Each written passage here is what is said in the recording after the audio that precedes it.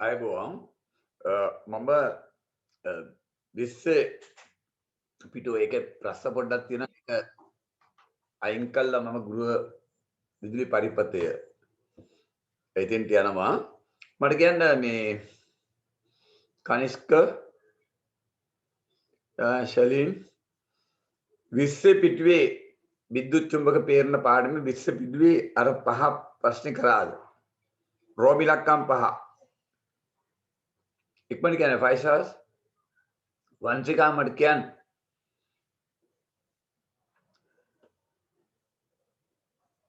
විස්ස පිටුවේ හරි විස්ස පිටුවේ රෝමිලක්කම් පහ කරාද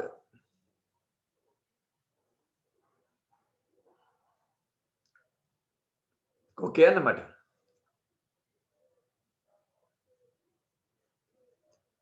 alright ෂයෙන් හා කරා එතකොට 21 හතරවෙනි ප්‍රශ්නේ කරාද 21 හතරවෙනි ප්‍රශ්නේ කරාද කියන්න හිටපු අය ගිය සතියේ ආකරා ෂයෙන් කරා රයිට් දැන් හිටපු නැත්තම් නේ හිටපු නැති අය ඕන දෙයක් කරගන්න විභාගේ මොනවා හරි ලියන්න නැත්තම් නොලිය ඉන්න 22 පිටේ 2012 මොකද නැහැ කිව්වේ මොකද නැහැ කිව්වේ 21 හතරේ ප්‍රශ්නේ කරේ නැද්ද ආපහු මට දාන්න 21 පිටුවේ 2005 ප්‍රශ්නේ කරේ නැද්ද දාන්න පුතා ඉක්මනට කරාසරේ නැහැ කියන්නේ එතකොට 22 පිටුවේ 2012 ප්‍රශ්නේ කරාද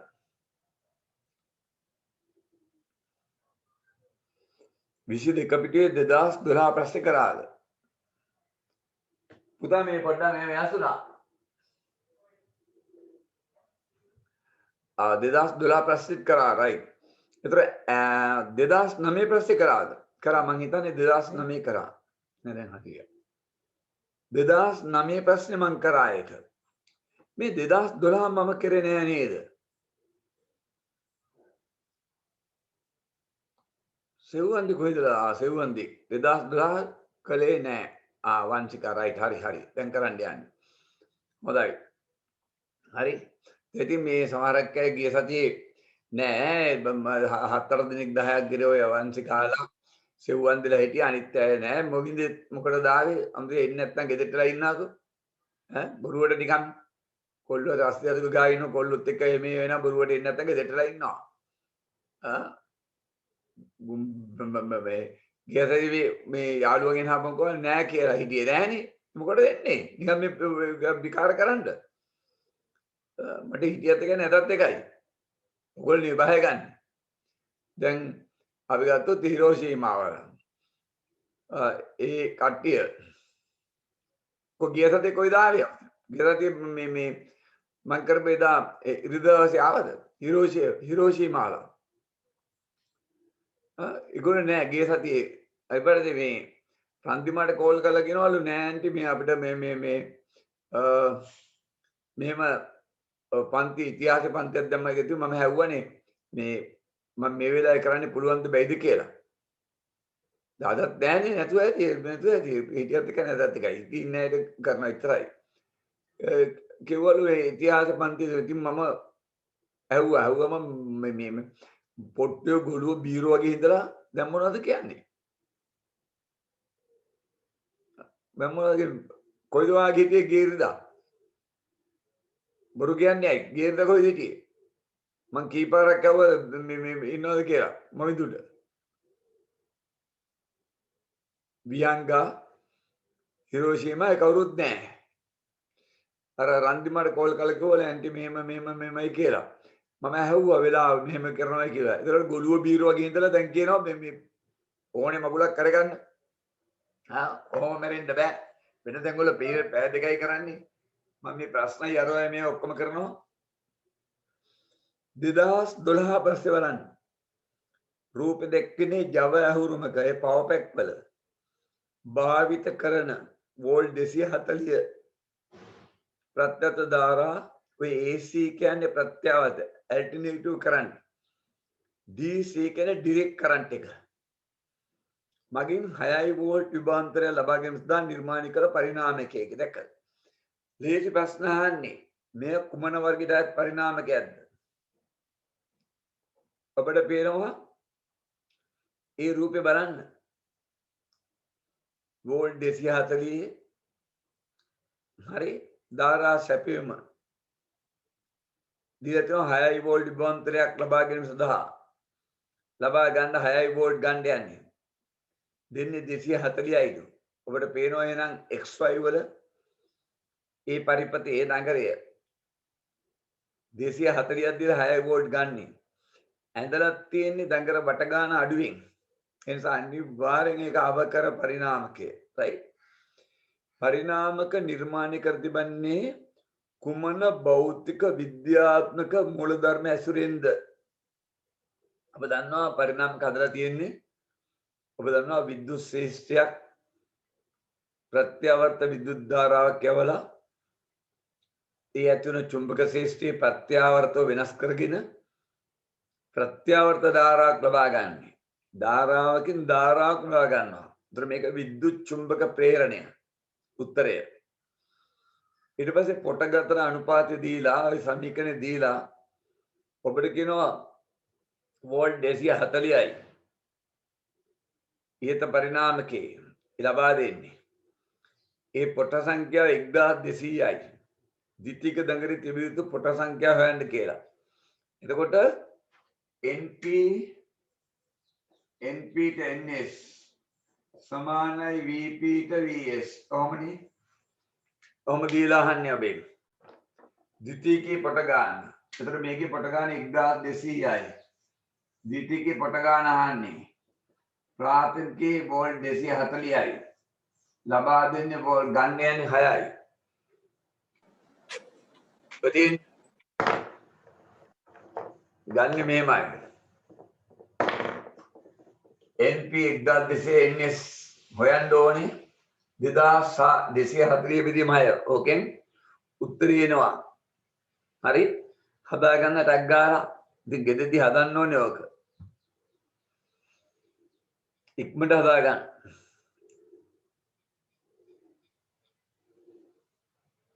හරි? ඊළඟට සුළු කරන් හදා ගන්න.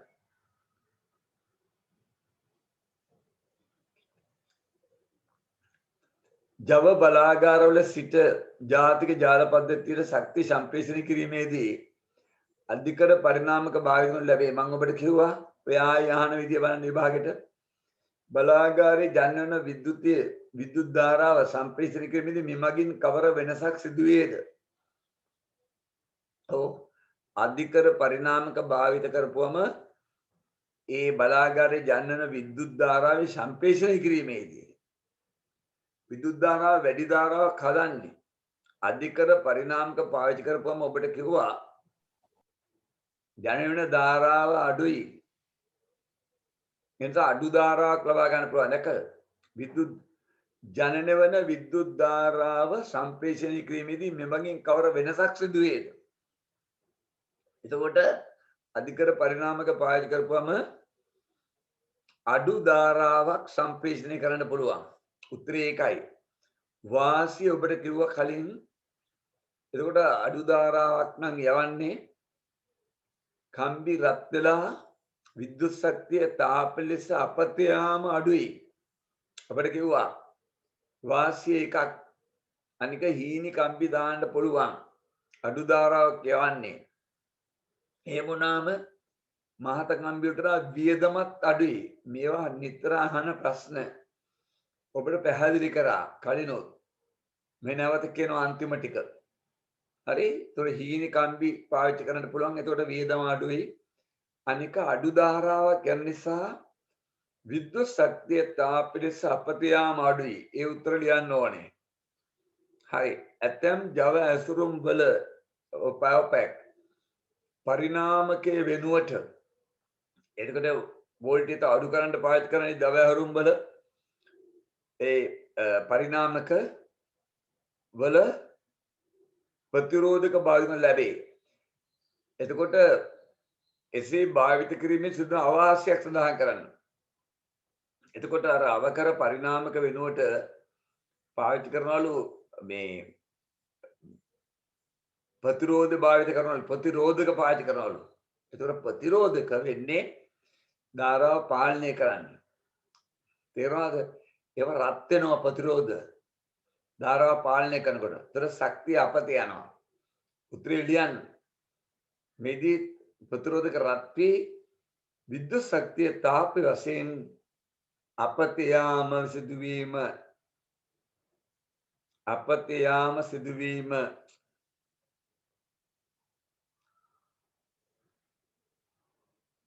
right මට කියන්න 2009 මම කළා ඒක හොඳ ප්‍රශ්නයක් කළානේ ඔවුනේ මට මතකයි කළා ඔබ මතක ඇති 23 පිටුවේ අර අන්තිම කොටස ඉතාම හොඳ ප්‍රශ්නයක් අර ඔබට එතන දුන්නා වෝල්ට් 12ක සරල ධාරාවක් සපයනවා නම් ද්විතීයිකී ලැබ හැකි උපරිම ධාරාව හැවුවා ඔබට කිව්වා සරල ධාරාවක් සපයනවා නම් සරල ධාරාවෙන් වැඩ කරන්නේ නැහැ ද්විතීයිකේ වෝල්ටේජතාවය එතකොට ශූන්‍යයි right එතකොට ඔබ ඔන්න මේ පාඩම ඉවරයි මේකේ කෙටිපස්ස කරන්න හැබැයි ඔබ 2 සහ 3යි කරනකොට 2 සහ 3 කරනකොට පොඩි ගැටලුවක් එනවා මේ ඒකෙදී දැන් මෙතන මට මෙහෙම කරගෙන කරන්න හරි අපහසුයි දරුවා මෙන්න මෙහෙම කරන්න අපහසුයි හරි ඔන්න ඔක කියලා දෙන්න පුළුවන් මෙහෙම ෆොටෝ ඔතපුවම මෙහෙම තියෙන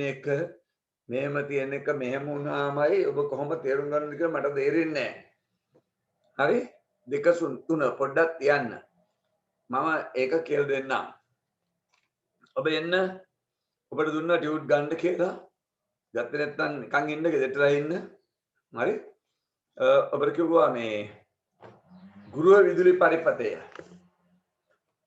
ගරන්න කියලා දැන් චේතනාල එහෙම ගෙදරටලා ඇති හරි හිරෝෂීමා චේතනා වියංගා ගෙදරටලා ඇති මොනවද කරගෙන ඇති මෙතන ඉන්න නැත්නම් ප්‍රශ්නයක් නැහැ රයිට් ඔබ බලන්න ගෘහ විදුලි පරිපථය මන් ටියුට් දුන්න පන්ති ඔක්කොම ගිහලා දුන්නා ගන්න කියලා right ඒතර ඉලෙක්ට්‍රෝන විද්‍යාව කරන්න තියෙන්නේ ඔබ දැන් මම උගන්වපු පාඩමේ විභාගෙට ඒකේ ඕන එකක් ඔබ බලන්න අනිවාර්යෙන් කරන්න පුළුවන් දැන් මම උදේ පාන්දර 6ට ගිහිල්ලා උගන්ලා ආවේ 3 දිනකට මේ පාඩම් හරි මම කොළඹ සෙන් ජෝසප් එකේ ඉගෙන ගන්න ළමයි 3 දිනකට මේ පාඩම් කරලා ආවේ ඒතර මම ඔබට නැවත මතක් කරනවා ඒකෙදි මේ කරන්න ඉස්සෙල්ලා මේ එක ටිකක් සම්බන්ධයි මේවා ලේසි හරි ඉන්නේ ඇයි ගෙදරටයි කියලා ඉවරයිනේ වියංග කොයි එක්කනද ඔය මෙයා මේ වත්තල විද්‍යානි එක්කනද වියංග නැත්නම් එන්ඩිරිමුලි කෙනාද වැලියම්මනේ මොකටද ආවේ ඒ ගේ හදියේ නෑනේ ගෙදර ඉන්නේ නෑ මේ විරෝධීමත් දැන්නේ ඉතිහාසෙට දෙවලු ඉතින් මට කියන්න බෑ කලින් මම ඉතිහාස කරන්න එපා කිව්වේ මට කරන්න දෙයක් නෑ මම ඔබට කිව්වා හරි මෙන්න මෙහෙම දුන්නම අහගන්න විභාගෙට මේ මහා දේවල් අහන්නේ හරි ඔහොම චුම්බක ශේෂ්ත්‍රයක් දාලා අර්ධ වලලු දාලා මෙහෙම දාලා ඔහොම දුන්නම හොඳට බලන්න මේ ධාරාව යවනවනේ ධාරාව යවලා කරක ගන්න යන්නේ මේක මෝටරය ඉස්සෙල්ලාම දුන්නම් බලන්න මේ සෙට් එක මෝටරේ ඩයිනමෝ දෙකම එකම රූපේ මේ ධාරාව යවලා කරක ගන්නවනේ ඒතර මේක මෝටරේ ඔබට මෙහෙම දුන්නොත් එහෙම නිකන් මෙහෙම දුන්නොත් මේක චලිත සම්බන්ධ මෙහෙම දීලා මේ සරල ධාරා ඩයිනමෝ අර එකමයි කරකල ඉදිරිය ගන්නවා ඒක හරියට බලන්න ඊට පස්සේ ඔබට කිව්වොත් මේක ප්‍රත්‍යක්ෂ ධාරා කරන්නේ කොහොමද කියලා මේක එක්කම ඉගෙනනවා මම ඉතින් උපකරණෙත් හදලා ගෙනත් පෙන්නවා ඉතින් මට පුළුවන් විදියට දලසටහන් ඔබට බෙදුවා ඒ මෙව්ව මං ඇඳලා හදලා මෙතන පෙන්නවා හරිද අර්ධ වලලු වෙනුවට සම්පූර්ණ විලි දානවා. ඒකට ප්‍රත්‍යක්ෂ ධාරාව. සරලධාරායි ප්‍රස්ථාරය ඔබට ලැබෙන්නේ ඔන්න ඔහම එකක්. ඔබට කියලා දුන්නා මේවා. ප්‍රත්‍යත ධාරායි ප්‍රස්ථාරය ඔබට ලැබෙන්නේ මෙන්න මේ එකක්. ඔබට බලන්න පුළුවන් ඉලෙක්ට්‍රෝන විද්‍යාවේදී ඔය එන හැටි. හරි? මම කියලා දුන්නා ඒවා. එකක් නෑ. ඉතින් මට බෑ උත්තර මොනවා කියලා කරන්න තමයි මෙච්චර කියලා දීලා. හරි? මේ අන්තන් උගන්වන ඒවා සමහරු මම මේ පැය ගණන් පැලෙන්න උගන්වනවා මේ. right. ජාතික විදුලි බල පද්ධතිය බෙදාහැරීමේ මාර්ගය සිට නිවස දක්වා විදුලි සැපයීම ලබා දෙන අයුරුත් නිවස තුළදී විද්‍යුතය අසරණ අයුරුත් මෙහිදී අධ්‍යයනය කර ලැබේ. විදුලි බලාගාරවල සිට නිවෙස් වලට විදුලි සැපයීම විදුලි බලාගාරවල නිපදවන විද්‍යුත් ශක්තිය අධිකර පරිණාමක මගින් දැක්ක නේද? ඒවා සම්බන්ධ වෙන හැටි. හරි? කිලෝ වෝල්ට් 132ක් 220ක් අතර පරතරයකින් ඉහළ විභවයකට නන්වා ජාතික විදුලි බල ජාල මගින් දිවෙන පුරා බෙදා හරි උපබෙදී හැරීම් මධ්‍යස්ථානවල මෙම ඉහළ විභවය නැවත 33.11 විභව දක්වා අවකර පරිණාමක භාවිත කර අඩු කරනු ලැබේ.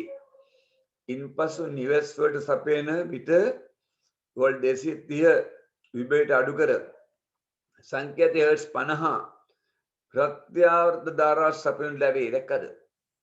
ඉතින් මතක තියාගන්න මම පෙන්නන්න දැම්ම පෙන්නන්න. එතකොට නිවෙස් වලට දෙන්නේ වෝල්ට් 230 240 සංඛ්‍යාති හර්ට්ස් 50 ප්‍රත්‍යාවර්ත එකක්. හොඳට මතක තියාගන්න. දැම්ම පෙන්නන්නම් මම ඔබට. නිවසට සපයන්නේ හර්ට්ස් 50ක ප්‍රත්‍යක්ෂ ධාරාවක්.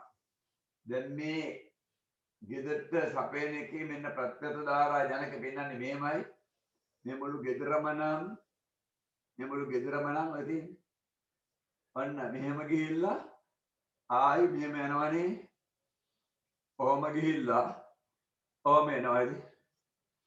ඔන්න එක ප්‍රත්‍යාවර්ත එකක් ඉතින් මේක වටයක්. ඔහොම ඉතින් මෙහෙම එන එක මෙහෙම එන එක මෙහෙම ඉතින්. තත්පරයකට 50 වාරයක් මේ වගේ කම්පන 50ක් වෙනවා.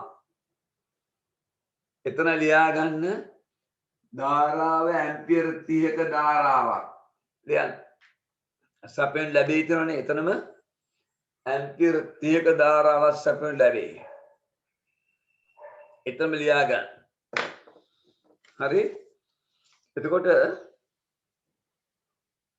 මේකේ මම දීලා තියෙන ප්‍රශ්න 18කින් මම හිතන්නේ එක ප්‍රශ්නයක් දුකෙත් තමයි මගේ ප්‍රශ්නයක් තියෙන්නේ. අනිත් ඔක්කොම පාස් පේපර්ස් තියෙන්නේ. ඔබ අන්තිම පිටුව බලන්න 16 පිටුව. හරි? 16 පිටුවේ 16 ප්‍රශ්නේ බලන්න. right 16 ශ්‍රී ලංකාවේ විද්‍යුත් පරිපථයක සපයන විදුලිය සම්බන්ධ පිළිබඳ සාවද්‍ය සිංහල භාෂාවේ සාවද්‍ය කියන්නේ වැරදි.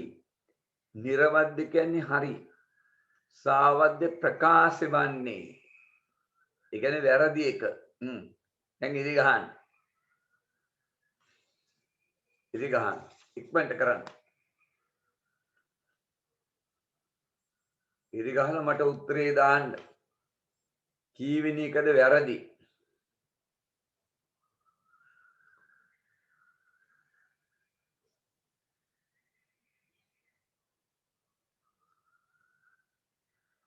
කීවෙනි එකද වැරදි?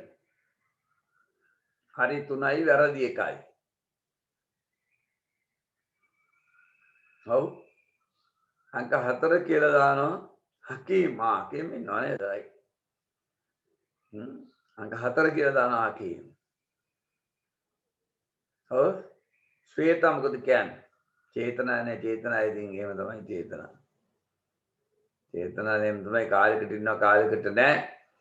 ඊට පස්සේ විභාගෙ ලඟ වුණාම ගෙදර අවිද්‍යාව ලියන්නකෝ. අර වගේ අර පරිණාම ගැන ආවේ සෙනෙත් ඔව් සෙනෙති අර පරිණාම ගැන ආපම දුන්නේ උත්තරේ ඒ වගේ දෙන්න ලියන්න. උත්තරේ එකද? ඔව් වැරදි එක අහන්නේ. සපයන ධාරා ඇම්පියර් 30යි එක හරි. වෝල්ටේජ් එක 230 එකත් හරි. සංඛ්‍යාත හර්ට්ස් 50 එකත් හරි. සපන ධාරාව සරල මේක ප්‍රත්‍යවධිකක් right. ඔබට පේනවනේ ඒ මගින් ඒ ක්‍රමයෙන් තමයි මේක ස්ථාපිත කරගන්නේ. ස්ථිර කරගන්නේ. හරි. අපි යමු ආයි අංක දෙකට right sorry. නිවෙස් වලට එතනම ඒ යටින් දැන් අංක පළවෙනි පිටුවේ අංක 1 හතරවන තිත නිවෙස් වලට එකලා සිංගල් පේස් කියන්නේ සැපයුමක්ද කර්මාන්ත ශාලාවට වෝල්ට් 400ක තෙකලා සැපයුමක්ද සපයයි. එකලා වල සජීව රෑන එකක්ද මම හයිලයිට් කරලා තියෙනවා ඒව මතක තියාගන්න. තෙකලා වල සජීව රෑන 3ක්ද. දැන් මම පෙන්නනවා ඒ උපකරණ මක් ගාව තියෙනවා. ඉතින් මම මේ බොම ඔබට පෙන්නන්නම් මේවා මේව මේ. ඔබ පෙන්නන්නම්. ඉතින් කොහොමද බලන්න මම මේවා පෙන්නන්නේ ඔබට.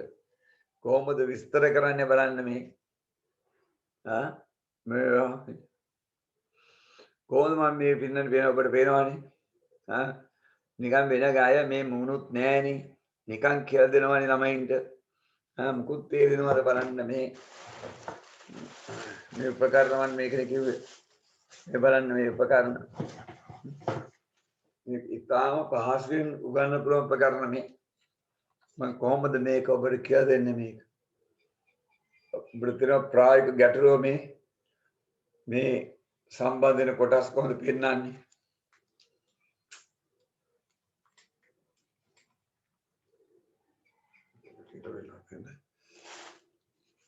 කොහොමද පෙන්නන්නේ මම මේක?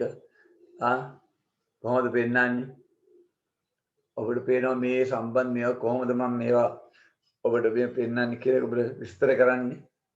මේ ටික පෙන්නුව ඔබේ ඉතිරි වෙටින් ඔය ටිකනේ. මේ ටිකනේ.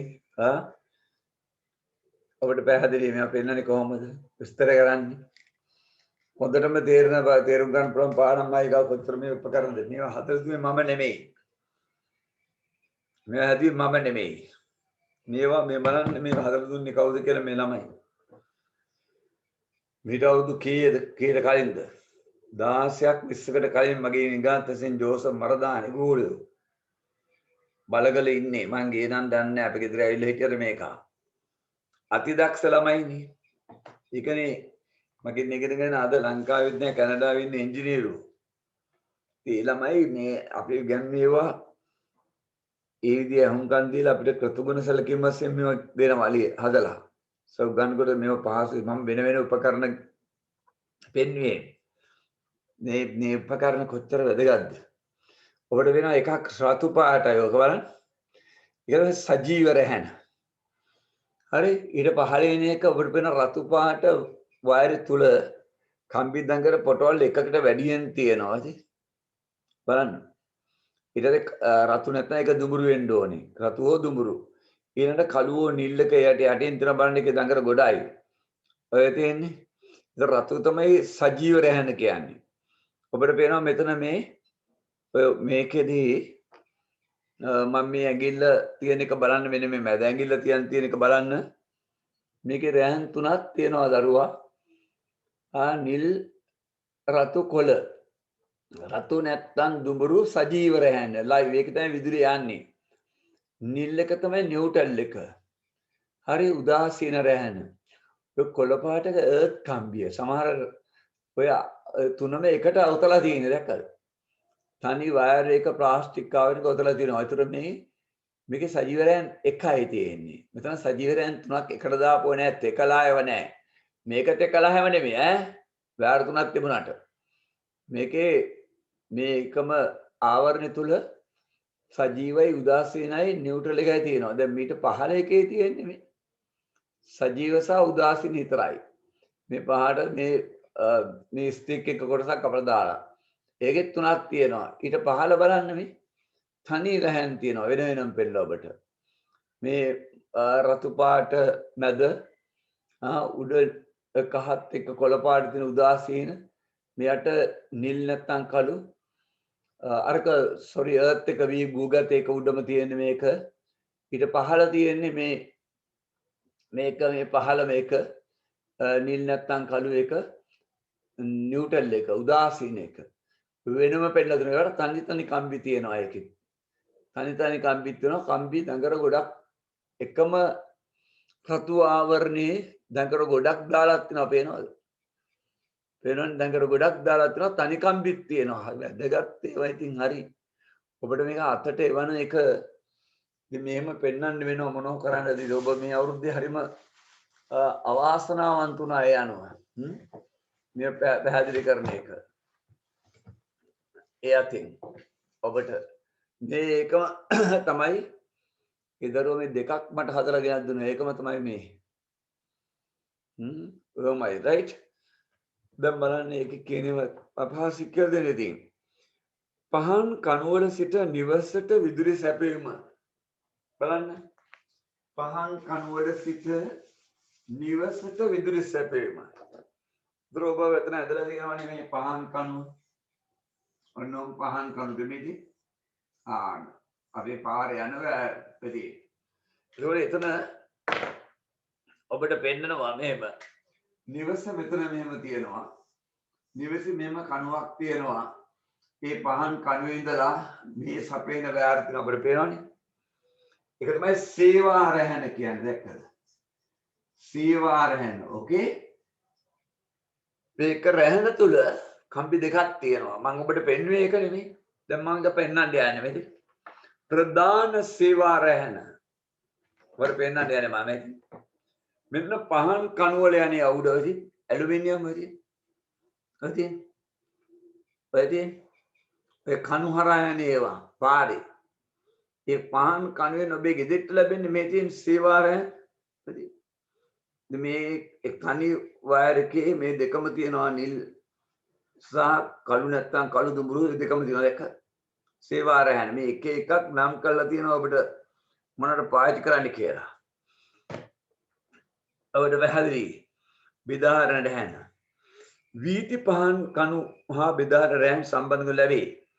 බෙදාහරණ රැහැනේ සිට නිවසට විදුලිය සපයන රැහැන් සේවා රැහැන්.